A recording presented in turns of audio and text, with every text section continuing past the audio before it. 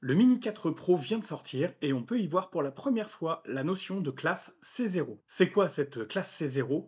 Qu'est-ce que ça a à voir avec la réglementation européenne? Et surtout, je fais quoi de mon drone qui n'est pas de classe C0? Alors, je veux vous faire un aveu, j'ai fait une vidéo la semaine dernière à ce sujet et j'ai dit un paquet de conneries. Donc il y a un gars sur le groupe Facebook Drone professionnel et débutant qui m'a donné de très bons conseils et surtout qui m'a remonté toutes les erreurs que j'avais pu faire. Donc déjà, merci beaucoup à Gandalf. Donc je me suis rendu compte que j'étais plein de certitudes et que finalement une bonne mise à jour comme ça, ça fait pas de mal. Donc le C0, qu'est-ce que c'est? Donc comme je le disais en début de vidéo, le Mini 4 Pro vient de sortir et il est doté de cette fameuse classe. Donc la classe d'un drone, finalement, c'est le fabricant qui dit qu'il est en phase avec la réglementation européenne, tant sur le matériel que sur le logiciel. Donc en substance, la classe C0, ça représente les drones de moins de 250 grammes. Pour la catégorie ouverte, on en reparle dans un petit instant de la catégorie ouverte, pour la catégorie ouverte, les classes vont de C0 à C4. Ensuite, on a la catégorie spécifique avec les drones de classe C5 et C6, mais ça ne sera pas l'objet de cette vidéo, puisque c'est une réglementation qui est encore différente de la catégorie ouverte. C'est celle qui nous intéresse, c'est bien la catégorie ouverte. Alors pourquoi est-ce qu'on voit arriver des classes maintenant alors que la réglementation européenne, elle existe quand même depuis fin 2020? En fait, c'est simple, il fallait du temps à l'industrie du drone pour se préparer au texte et se mettre au diapason avec ce texte. Donc la période de transition entre fin 2020 et aujourd'hui arrive à son terme, donc le 1er janvier 2024, tous les drones qui sont mis sur le marché en Europe devront avoir une classe. Pour les anciens drones, finalement, ça change pas grand-chose, on pourra quand même continuer à les utiliser, et on pourra continuer à les utiliser dans les mêmes conditions que les nouveaux, c'est-à-dire dans la sous-catégorie A1 de la catégorie ouverte, on en reparle dans un instant. Ce qu'il faut savoir, c'est que les drones qui ont été mis sur le marché avant le 1er janvier 2024, ils vont pouvoir continuer d'être vendus et ils vont pouvoir continuer d'être utilisés. Donc aucun souci pour trouver un drone dans le commerce s'il est toujours vendu par le fabricant, qui n'a pas de classe, ça ne pose pas de problème, et ça ne pose pas de problème non plus d'acheter d'occasion un appareil qui n'est pas de classe C0, ou qui n'est pas de classe tout court d'ailleurs. Si vous aimez ce genre de petites vidéos en lien avec la réglementation, surtout n'hésitez pas à me mettre un petit like, ça me permet de savoir si vous aimez ce genre de contenu, puis surtout... Ok, donc finalement, pour ce qui concerne les drones de moins de 250 grammes, qu'on ait une classe ou qu'on n'en ait pas, ce sera les mêmes règles. Pourquoi utiliser la catégorie ouverte et pas une autre catégorie comme la catégorie spécifique par exemple? Avec un Mini 4 Pro, que vous soyez professionnel ou amateur, vous pouvez utiliser la catégorie ouverte. Il faut savoir qu'un professionnel du drone n'est pas obligé d'utiliser tout le temps la catégorie spécifique pour faire voler son drone et pour pouvoir exploiter ses images. Et c'est intéressant de savoir avant de devoir passer une certification qui est quand même assez coûteuse. Donc la catégorie ouverte, son gros avantage, c'est que vous n'allez pas être obligé de déclarer à la préfecture vos vols systématiquement. Alors oui, j'entends les gars dans le fond qui disent oui, mais pour voler en agglo, il faut absolument la catégorie spécifique. Alors pour l'instant, ça c'est plus ou moins vrai. En catégorie ouverte, il est tout à fait possible de voler en agglomération à partir du moment où c'est un terrain privé et en respectant la règle du 1 pour 1. Donc pour illustrer la règle du 1 pour 1, on va prendre un exemple, ce sera plus simple et plus clair. On va imaginer qu'on est sur un terrain carré qui fait 10 mètres. Si vous vous mettez en plein milieu de ce terrain qui fait 10 mètres par 10 mètres, vous allez pouvoir voler à 5 mètres de haut. Pourquoi 5 mètres de haut? Tout simplement parce que vous serez à 5 mètres du bord du terrain. 5 mètres de l'autre côté également, enfin de tous les côtés, à 5 mètres de haut. Si vous voulez vous approcher du bord, dans ce cas-là, vous allez baisser votre hauteur progressivement en approchant du bord. Par exemple, si vous êtes à 3 mètres de la limite du terrain, vous n'allez voler qu'à 3 mètres. En fait, il faut s'imaginer un cône à partir du milieu.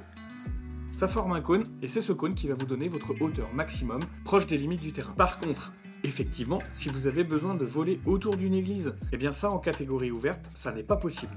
Mais attention parce que ça va peut-être changer. Visiblement, il serait éventuellement possible que les professionnels qui puissent justifier d'un client pour une mission particulière puissent voler en agglomération en catégorie ouverte. Donc ça veut dire que pour les amateurs, ça sera pas possible, et ça sera pas possible non plus pour les pros, pour leur propre compte. Personnellement, je ne sais pas du tout quand pourrait sortir ce texte qui permettrait aux professionnels de voler en catégorie ouverte en agglomération. Si vous avez des informations, surtout n'hésitez pas à les mettre en commentaire, ce serait vachement intéressant à savoir. Parlons un petit peu maintenant de la catégorie ouverte et de ses déclinaisons, parce qu'il existe 3 sous-catégories qui sont la sous-catégorie A1, sous-catégorie A2 et sous-catégorie A3. Chacune de ces sous-catégories correspond finalement à un risque et à un niveau de formation du télépilote. Avec un Mini 4 Pro, c'est la sous-catégorie A1 qu'on va utiliser. Également pour le Mini 3, le Mini 3 Pro et tous les drones de moins de 250 grammes avec une caméra, ça sera toujours cette sous-catégorie A1. C'est donc la sous-catégorie la moins restrictive en termes de survol de personnes et en termes de formation. Les trois sous-catégories partagent une même base, qui sont un jeu de règles à respecter. C'est les mêmes pour tout le monde, et après il va y avoir des déclinaisons pour les catégories A1, A2 et A3. En tout cas, voici ces bases. La première de toutes, c'est priorité au vol habité. Si vous voyez un avion, si vous entendez un avion ou un hélico, la meilleure des choses à faire, c'est soit de rester en place, de regarder, et éventuellement de descendre, attendre qu'il passe pour pouvoir continuer à faire ce que vous avez à faire. La deuxième règle, c'est de faire attention à la vie privée des gens. Si vous avez quelque chose à faire, surtout en agglomération, évitez de filmer chez votre voisin.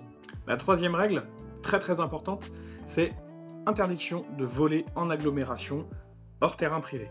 Petite parenthèse, si vous êtes en intérieur, en agglomération, ces règles-là, elles ne s'appliquent plus. Vous avez tout à fait le droit de voler en intérieur. Vous aurez d'autres soucis à gérer, comme la perte des GPS par exemple, mais vous avez le droit de le faire. Il n'y a aucune restriction réglementaire qui vous interdit de voler en intérieur. La quatrième règle, c'est interdiction de voler au-dessus d'un rassemblement de personnes. Alors le rassemblement de personnes, on va en reparler un tout petit peu après, mais ça ne vous empêche pas de voler à proximité du rassemblement de personnes. Par exemple, un concert, vous n'avez pas le droit de voler au-dessus des gens, mais vous pouvez très bien voler près des gens, tant que vous n'êtes pas au-dessus. Donc la cinquième règle, c'est toujours de piloter à vue. Ça veut dire qu'il faut que vous ayez votre drone dans votre champ de vision. Ça ne veut pas dire que vous ne pouvez pas regarder votre télécommande pour cadrer ou pour faire vos réglages, bien évidemment, mais ça veut dire qu'il faut que vous l'ayez en vue pour que vous puissiez le repérer très rapidement à l'œil. Autrement dit, passer derrière un obstacle en sous-catégorie 1, ça n'est pas possible. Vous ne pouvez pas passer derrière un obstacle et le récupérer, à moins qu'évidemment cet obstacle soit très fin et que vous puissiez anticiper sa sortie d'obstacle, mais autrement vous ne pouvez pas le faire évoluer derrière quelque chose. Il faut que vous l'ayez toujours en vue. De la même manière, vous ne pouvez pas l'envoyer plus loin que ce que vous permet votre vision. Si vous allez vous balader à 1 km de distance, vous ne l'avez plus en vue, c'est pas possible. Donc on en est à la sixième règle. Tout ce qui est largage, épandage, ça n'est pas possible. Tout ce qui est transport d'objets dangereux, ça n'est pas possible non plus. Sous-entendu, le transport d'objets qui n'est pas dangereux, c'est possible. C'est possible et ça s'appelle la charge utile. Et finalement, la charge utile, bien souvent sur nos drones, c'est une caméra. La septième règle, et pas des moindres, c'est la hauteur de vol. Vous avez le droit de voler au maximum jusqu'à 120 mètres de haut. C'est le grand maximum du grand maximum. Il y a d'autres règles qui vont faire qu'on sera obligé de voler plus bas, mais le maximum, ça sera toujours 120 mètres. La huitième règle, oui, encore une règle, c'est de prendre connaissance du manuel de votre drone. Alors ça paraît bête dit comme ça, mais prenez le temps de lire le manuel de votre drone, vous allez certainement mieux le comprendre et mieux, du coup, le piloter. Et enfin, la neuvième et dernière règle, il faut vous enregistrer sur le site Alpha Tango en tant qu'exploitant. C'est une obligation car votre drone, malgré qu'il fasse moins de 250 grammes, est muni d'une caméra. Donc il faut s'enregistrer. On y revient juste après. Et ensuite, ça n'est pas une obligation, mais il est chaudement recommandé de passer la formation pour la catégorie ouverte A1, A3. Ça aussi, on en reparle un tout petit peu plus tard. Donc pour le Mini 4 Pro, oui, il faut s'enregistrer. Effectivement, il fait moins de 250 grammes et vous avez pu lire que c'est pas obligé de s'enregistrer pour un drone de moins de 250 grammes. C'est vrai à partir du moment où il n'a pas de caméra. Le Mini 4 Pro, lui, il en a une. Et donc, du coup, il faut s'enregistrer. D'ailleurs, je reprécise bien, pour être sûr et certain que vous avez bien compris ça, il faut vous enregistrer vous, et vous seul, pas le drone. Le drone, à moins de 250 grammes, il s'en fiche, donc il n'y a vraiment que vous à vous enregistrer. Donc quand vous serez enregistré, vous aurez un code en FRA avec 13 caractères qui suivent, et ce code-là, il faudra le mettre sur une étiquette collée sur le drone. Pour le placement de l'étiquette, il y a un espèce de petit flou là dans le guide de la catégorie ouverte qui dit que normalement on est censé voir l'étiquette quand il est au sol. Donc sous-entendu, quand vous êtes debout, vous devez pouvoir lire ce qui est écrit sur l'étiquette. Et à côté de ça, le guide de la catégorie ouverte nous dit qu'il est possible de cacher quand même cette étiquette si on n'a vraiment pas le choix, par exemple sous une batterie, etc. à partir du moment où on peut la découvrir, cette étiquette, avec un démontage facile. Donc pour le Mini 4 Pro, le Mini 3 Pro, le Mini 3, tous les drones de moins de 250 grammes qui ont une surface plane sur le dessus, n'hésitez pas à mettre votre étiquette sur le dessus. Comme ça, en plus, ça permettra éventuellement à quelqu'un qui aurait retrouvé votre drone de pouvoir le signaler et que vous puissiez le récupérer. Et où est-ce qu'on trouve les étiquettes? Tout simplement sur les sites de drones spécialisés. Vous en trouverez sans problème sur n'importe quel site de drones spécialisé. Un petit mot également sur la formation, parce que je vous disais que c'était effectivement pas obligatoire de se former pour utiliser un drone de moins de 250 grammes. Moi, personnellement, je pense que c'est quand même très important de le faire. Déjà, il y a le guide de la catégorie ouverte à lire. Bon, c'est un gros pavé, hein, il faut se le fader, c'est vrai, mais il est plein de super informations à garder en tête et qui vont vous permettre de mieux comprendre ce que vous avez le droit et ce que vous avez le droit de pas faire, c'est quand même vachement important. Et outre ça, il y a une formation qui s'appelle la formation catégorie ouverte A1-3, qui est très intéressante elle aussi. C'est une formation qui est gratuite, que vous pouvez passer autant de fois que nécessaire si vous ne l'avez pas. Elle dure un petit peu longtemps, elle dure à peu près, elle est estimée à 4 heures. Bon, ça va dépendre des gens, ça peut aller beaucoup plus vite comme ça peut aller plus lentement. Mais c'est important de la faire puisque vous allez avoir encore plus de connaissances sur le milieu du drone et ça va vraiment vous permettre d'éviter de faire des bêtises et de savoir exactement ce que vous pouvez faire. Alors maintenant je voulais vous parler des hauteurs de vol. Quand on dit 120 mètres de haut maximum, c'est vraiment le maximum. Vous ne pouvez pas dépasser ça, et probablement que dans les mises à jour à venir chez DJI, on va avoir des restrictions de cette hauteur qui seront carrément gravées dans le logiciel et qu'on ne pourra pas dépasser, à moins évidemment de trouver un hack. Pour l'instant, ça n'est pas le cas, on peut toujours voler jusqu'à 500 mètres de haut avec le Mini 3 Pro, Mini 3, Mini 4 Pro, mais ça risque de changer. Donc 120 mètres, c'est vraiment le maximum du maximum. Il y a des zones comme aux abords des aérodromes, des aéroports, ou des zones de vol en basse altitude des militaires, où vous n'aurez pas le droit de voler jusqu'à 120 mètres. Et il y a même des endroits où vous n'aurez pas le droit de voler du tout, en fait. Tout simplement, par exemple, le couloir d'atterrissage d'un aéroport, vous n'aurez pas le droit de voler à cet endroit-là. Donc tout ça, ce sont des restrictions de vol, et ces restrictions de vol-là, vous allez pouvoir les retrouver sur la carte Géoportail. Je vous mets le lien dans la description, vous verrez un petit peu ce qu'on peut faire et ce qu'on ne peut pas faire. Donc, par exemple, les agglomérations sont en rouge, il y a certaines autres zones qui sont militaires, etc., qui sont en rouge. Et surtout, vous allez voir au niveau des aéroports un escalier qui va vous donner les hauteurs de vol auxquelles vous avez droit. Bon, la carte Géoportail, elle n'est pas parfaite parce qu'elle va mettre des zones qui sont rouges alors que ce sont des zones qui sont soumises à horaires. Ça veut dire qu'elles sont rouges, mais pas tout le temps. Donc la carte, elle ne nous donne pas ces horaires-là.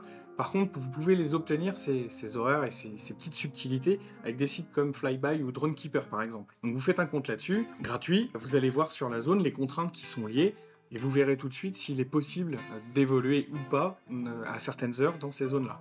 Alors maintenant, on va parler du survol des personnes, parce que c'est quand même très important en sous-catégorie A1. Moi, personnellement, je me suis planté là-dessus royalement. Je pensais qu'il était absolument interdit de survoler des personnes, et il n'en est rien. En sous-catégorie A1, vous avez tout à fait le droit de survoler des personnes isolées et des groupes de personnes. C'est écrit dans le règlement, vous pouvez le faire. À partir du moment où le drone fait moins de 250 grammes en sous-catégorie A1. Quand vous passez sur un drone plus lourd, vous n'aurez plus le droit de le faire. Mais avec un drone de moins de 250 grammes, vous pouvez. Ce que vous ne pouvez pas faire en revanche, c'est survoler un rassemblement de personnes. Et c'est complètement différent de la notion de groupe de personnes, parce qu'un rassemblement de personnes, les gens ne peuvent pas fuir. Comme dans un concert, les gens sont au coude à coude. Si jamais un drone chute, ils ne pourront pas s'écarter du passage et ils le prendront pleine figure. Si vous êtes sûr de vous, allez-y, faites-le, vous en avez le droit. En tout cas, c'est comme ça que je l'interprète.